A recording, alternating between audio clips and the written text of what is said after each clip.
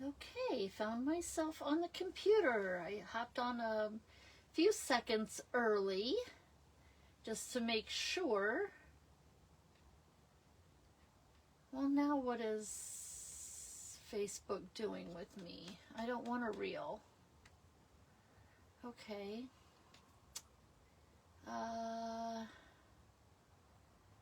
That's not working. So Facebook is throwing me a couple of challenges. Hi Vesta, hi Linda. So now I can find the live on my laptop, but when I want to go to the wide screen, it's taking me to Reels, and I don't want that. So I'm just going to have to watch my laptop with a smaller view, but I can see your comments, so Mike, that's a plus, right? Hi Sheila, hi Sharon.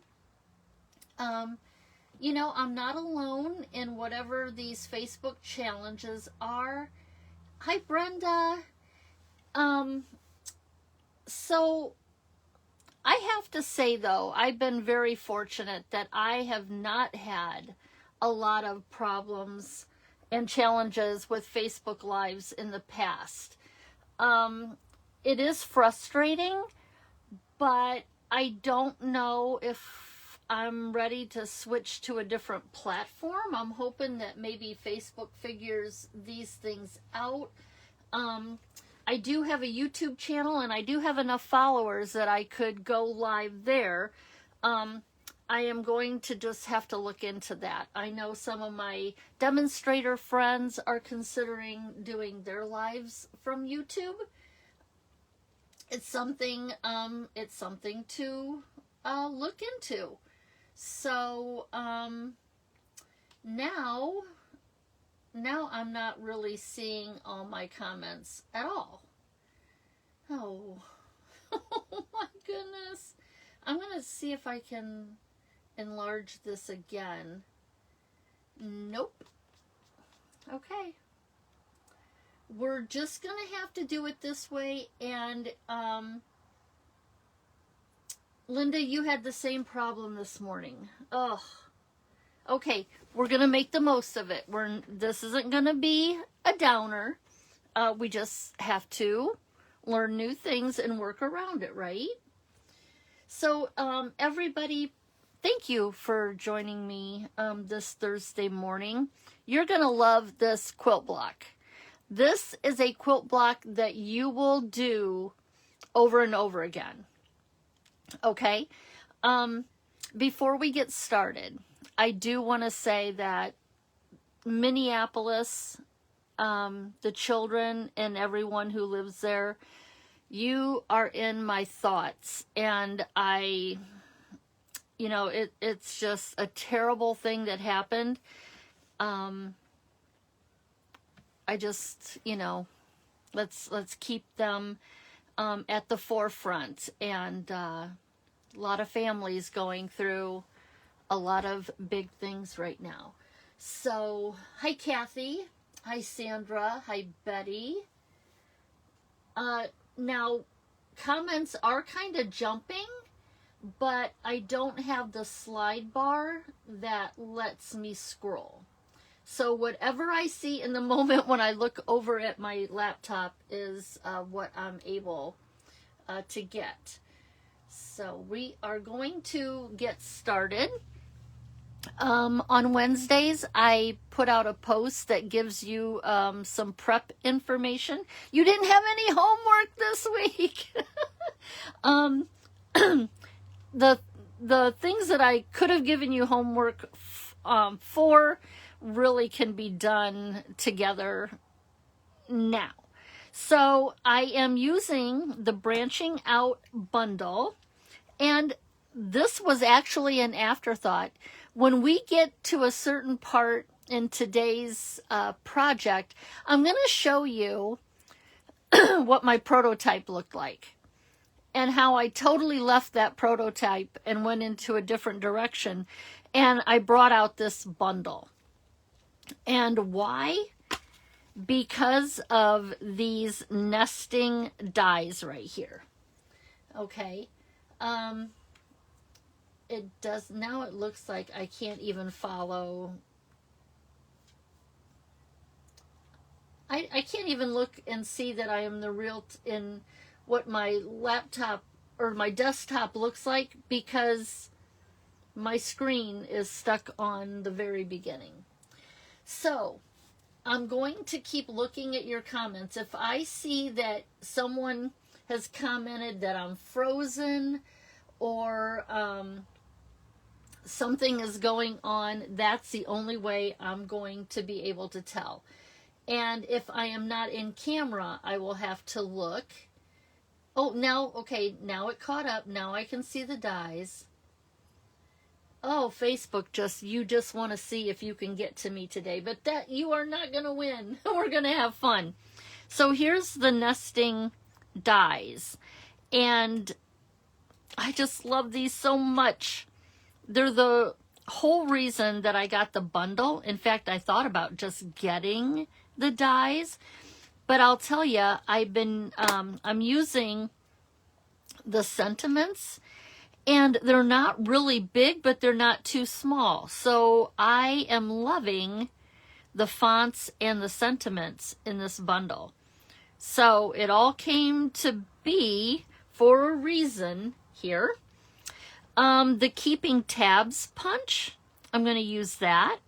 Now, if you don't have this punch, you could still make a tab by folding a circle in half or any other shape. So I am actually going to stamp on one side of this. You don't have to, but just know you can create a tab out of any other shape. I just want to show you how to use this punch. The pressed flower motifs are going to be embellishments. On September 3rd, you're going to be able to get a duo pack of linen thread that is, I believe, Mossy Meadow and Early Espresso.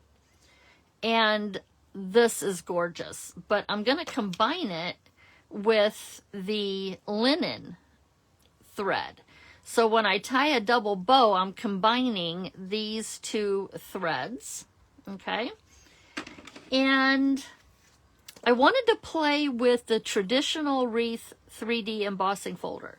This also will be available September 3rd.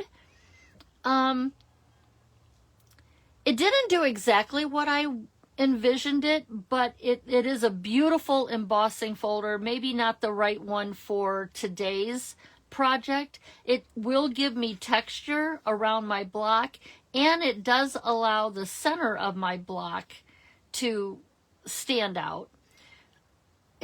It just maybe wasn't the right embossing folder, but we're still going to use it, okay, because it does add texture. So let's see. Oh, and I'm going to be using, now my prototype did not start out with this designer series paper either, but I switched to the Country Woods designer series paper. And so on one side, you'll see that you've got these like plank type lines. But on the other side, you just have different wood grains. Okay.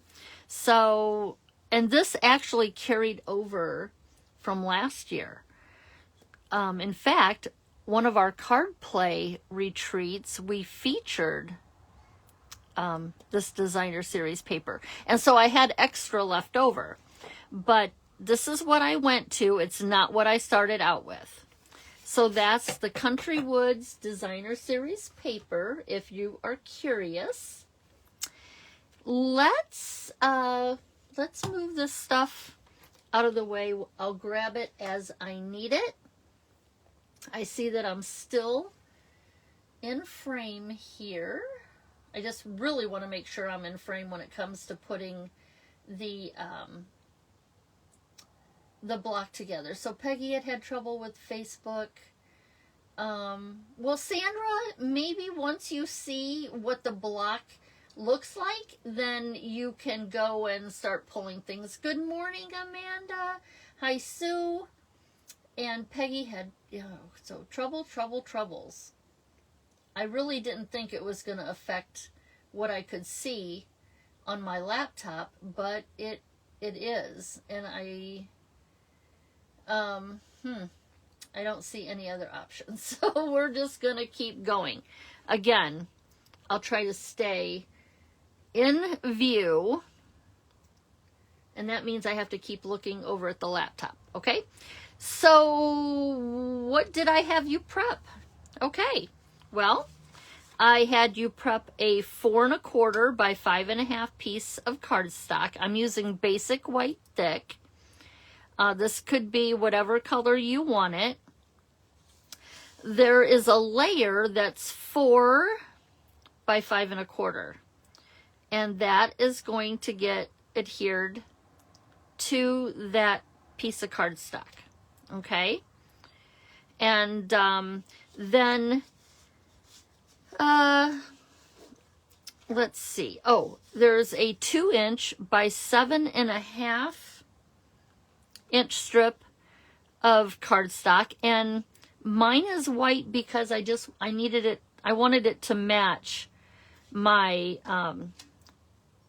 cardstock layer. Okay. Let's see. A 3 3/4" square of designer series paper, and this is going to show up as a background when we build our quilt block. Okay. And what I wanted you to focus on was making sure that the designer series paper that you picked to make this quilt block, that you have contrast. That way the design will stand out. If you put colors that are too close in hue or shade together, you may not see the pattern, okay?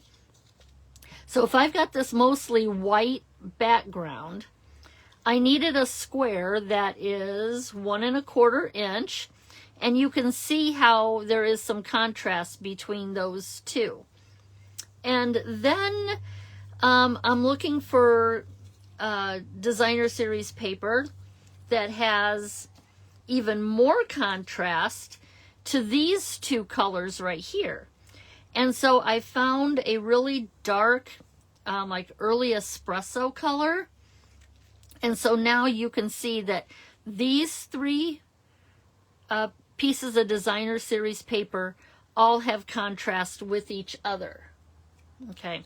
Now for the filler designer series paper, I was just pulling colors out that I wanted to see and that worked with what I had already chosen. Now this designer series paper is actually the same, but I'm going to use one of each side. So these are 1 1/4" squares also. So you can see how they kind of, they stand out from each other. I got a little bit of different colors going on here. Let's see again. I cannot scroll my comments. Hi, Lynn. Lynn, you're watching with Doris? Well, hello, Doris. Hi, Eleanor. Karen, good morning. This all is what's going on with our quilt block in our base. This is the tab punch. So I did that in that Pool Party wood grain designer series paper, and I chose it because, remember, I said I'm going to stamp on this, and my stamping needs to stand out. So that's the explanation for that. And then I took that same piece of the really dark Early Espresso wood grain, and I cut one of the frames or layers. I'm not really sure labels what to call these. They're not actually a frame, although you could cut a frame out. But then I took the next smaller one, cut that out in basic white, and we'll do some stamping on this, and then this will get layered. Okay, but we're not gonna, should I do the stamping now? I might do the stamping now and get it out of the way. And then just got some little extras. Let's get the stamping out of the way. And then we'll bring in our paper trimmer, scorer, and get started that way. So I want to stamp a sentiment, and I'm going to be using Secret Sea. I didn't want to use black. The Secret Sea has this really deep bluish black look to it. And once it's on the designer series paper and whatever colors that are underneath that, it almost looks black. But I didn't want to go black. So I'm going to use this sentiment that says, "Sent with lots of love." Now, here's the thing. I've got to pull this closer to me so that I can see what I'm doing. But I'll put it back into screen as soon as I'm done. Okay, so there's the sentiment. Now, mind you, because this tab folds in half like this, I want, and I know how I'm going to glue it. I've got my longest side on the bottom there and the fold on top. Okay, so we're going to set that aside for now. And then I'm going to stamp a sentiment landscape that says, "To a very special someone." And again, I've got to pull it down here, but I'll show you what it looks like. Hopefully I'm not wonky. But there is the stamping for that layered piece. Okay, let's get all of this that's got ink on it out of the way until I can clean them. Okay, so we're going to get all of this, all of those pieces out of the way, and we are going to bring in that 3 3/4 inch square of designer series paper. We need to make a grid on it. Okay, so we're going to we want to score or draw a line at 1 1/4 inches on all 4 sides. I already did a couple, but I will do this with you, and hopefully I'm in camera because I gave myself a little cheat square here that is a 1 1/4 inches from that dark line on my grid paper, so that I can line this up, and I'm going to use that dark line as my guide to drawing my line. Okay, so we want to do this on all 4 sides. Let's see, I got to go here. Okay, so according to what I see, I'm good. And this is going to create a 9 patch on our background paper. So I have 3 equal squares going across and down for a total of 9 squares. That's why it's called a 9 patch. Okay, so that is the grid that we just made. So let's get that. Now I am going to have to erase some pencil lines, but it's really, they're not hard to get to when we come to that. I would have scored, but you wouldn't be able to see the score lines, and so I decided that we should just mark this together. Hi, Tracy. Well, thank you. Hi, Ginger. Hi, Holly. So to catch up those who are just jumping in, Facebook is not letting me enlarge my screen on my laptop, so I can't scroll back and see comments. I can't even enlarge myself. I am looking at a, just, I guess, what you would call the normal view when you're scrolling on Facebook. And, here I really thought that if I start with the camera down, then maybe I can, kind of not have the little gremlins coming in, but Facebook has got me. It's just different. It's not what I expected to run into. So we have our 9 patch.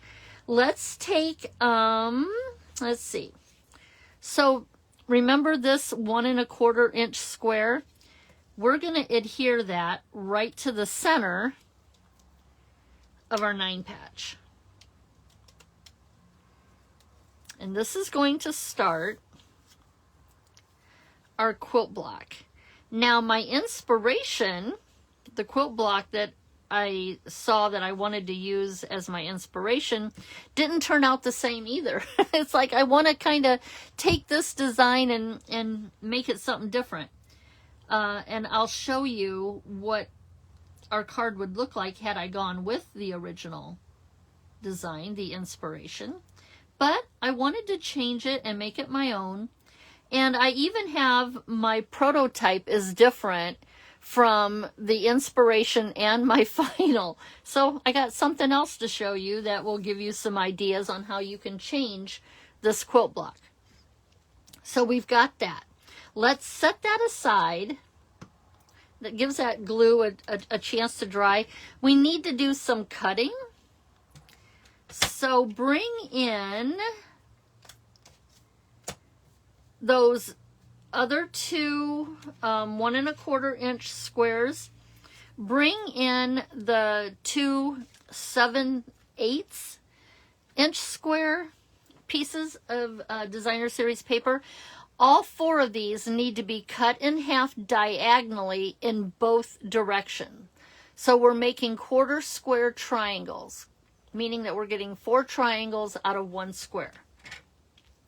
So I'm going to put it in my trimmer on point, meaning I have 2 corners that are lining up and they are in the track of my trimmer. Okay, so, and I'm going to hover my blade over the top. I don't want to come in and cut into the corners. So we'll just push that down, and then I'm going to go up and down to cut it in half. And then I'm going to turn 1. Now we have half square triangles because we have 2 halves, but we want to go to get 4 and make it 1/4. So I'm going to turn 1 half square triangle so that the longest side is across the top of my trimmer and the point is in my track. I'm going to cut this in half, and there are 2 of the 4 that I need. Okay, so half square triangles means you got 2 triangles out of 1 square. 1/4 square triangles means you get 4 out of 1 square. So there's that one. Let's cut this one, and then we'll cut the smaller ones.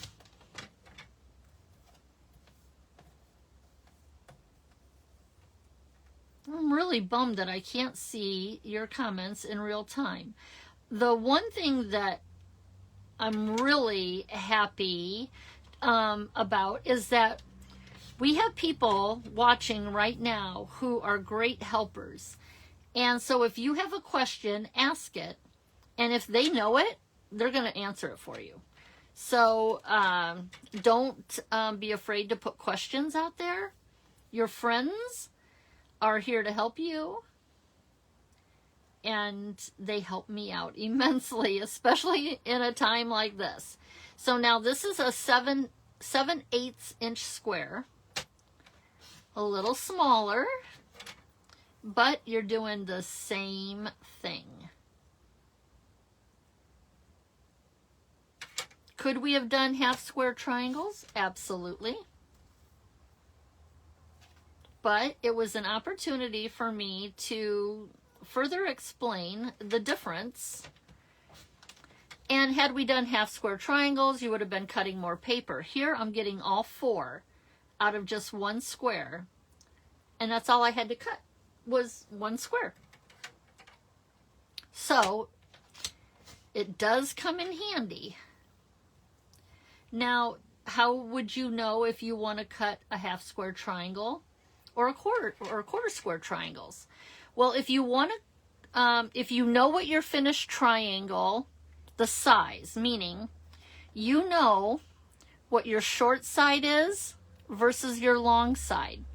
If you want half square triangles, you measure your short side, and that whatever that measures, that would be the size of your square, and then you cut it diagonally. But if you've got a piece of designer series paper, maybe you don't have a piece big enough for what you need, and you've got one piece of it. If you want to get 4 triangles, you're going to measure the longest side, and whatever that is, that's the size of your square that you start out with. Okay, so quarter square triangles, your beginning square is whatever the longest side of your finished triangle is, and half square triangles, it's the short side. Okay, I hope I explained that pretty well. Okay, so I just think that by getting 4 out of one piece, it cuts down how many pieces I need to get started. So here we have all of our triangles. Let's get them out of the way. Let's put the trimmer away for now. Don't totally get rid of it. We're going to come back to it. And let's bring our quilt block back in. I'm going to take a moment just to check where the comments are right now. Sue says she had a real video at first, clicked on my photo with the live ring. Oh, okay. This shouldn't do it. It worked. It worked. Oh my gosh. I am so glad that I saw that, Sue. Thank you, thank you, thank you. You saved the day. Yay, I'm so happy. Whew. So any demonstrators who are watching and you haven't done your live yet this week, remember that. If it starts out for you the way it did me, go up to your picture and it says live underneath there. Click on your picture and the heavens have opened up. Okay, so this is so awesome. Oh, good, Margie. I'm glad that I explained it well. Okay, boy, in my excitement, I gotta calm down. Calm down. Okay, let's, this really doesn't matter. Just put your quilt block in front of you. Remember all those little quarter square triangles, the smaller ones? Get those ready, because that's what we're gonna do next. The bigger ones set to the side. So what we're going to do is we're going to create a star pattern around that center block. So what that means is you're going to put 2 of your triangles. The slanted sides are going to be facing each other. Your 90-degree angles will match the 90-degree angle of that center square. And we're just going to go all the way around the square until our star has completed itself. Okay?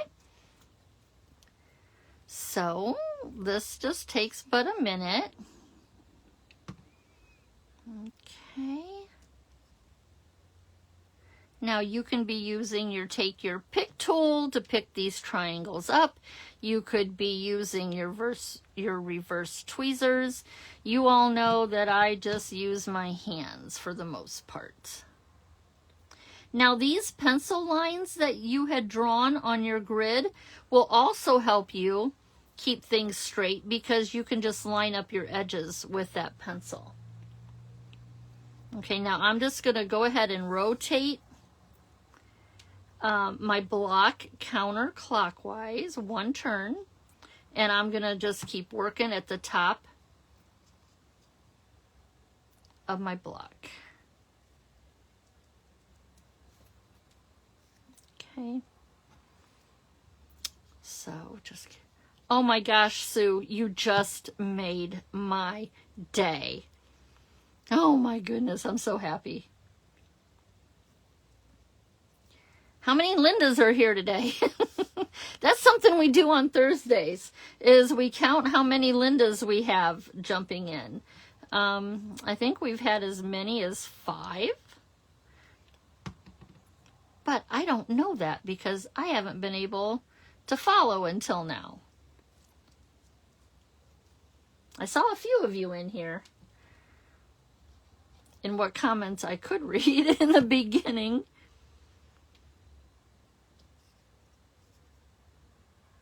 Okay. Your points should be coming together in the center. Very close. If not actually touching each other. We want our points to line up really nicely.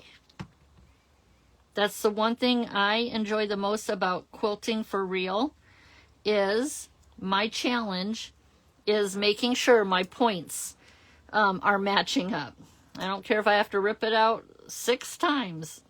That block is going to have points that look really nice. But you know, if you're careful from the very beginning, and you pay attention to your cutting and everything, you shouldn't have to have too many challenges with that.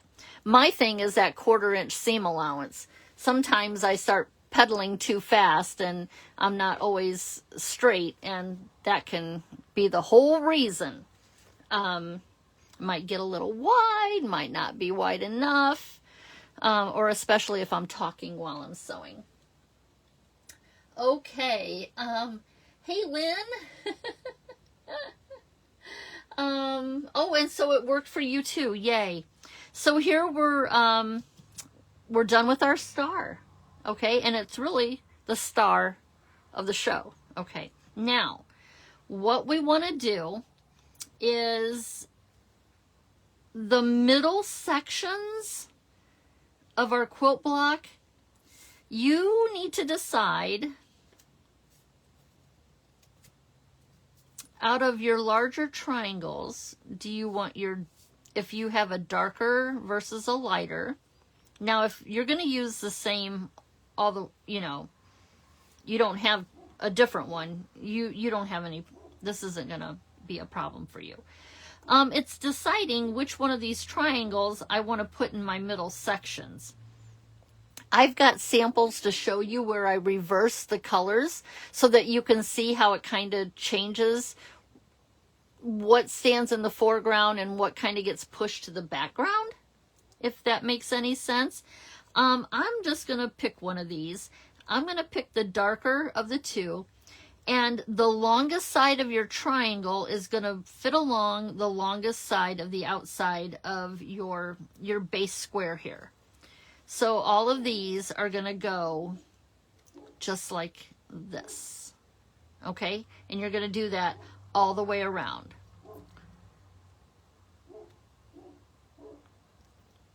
You are going to find, this is such an easy block that this is going to be one of my go-to patterns if I want to make a quilt card. And you can resize this.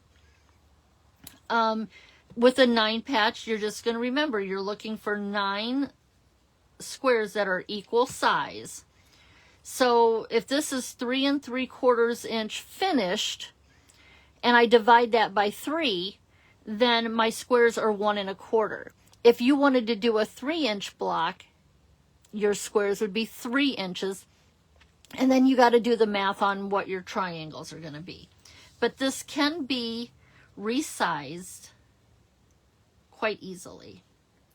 So here I'm just turning my square counterclockwise 1 time so that my hand is always going to the same side. I don't have to just like kind of keep remembering where does that triangle go.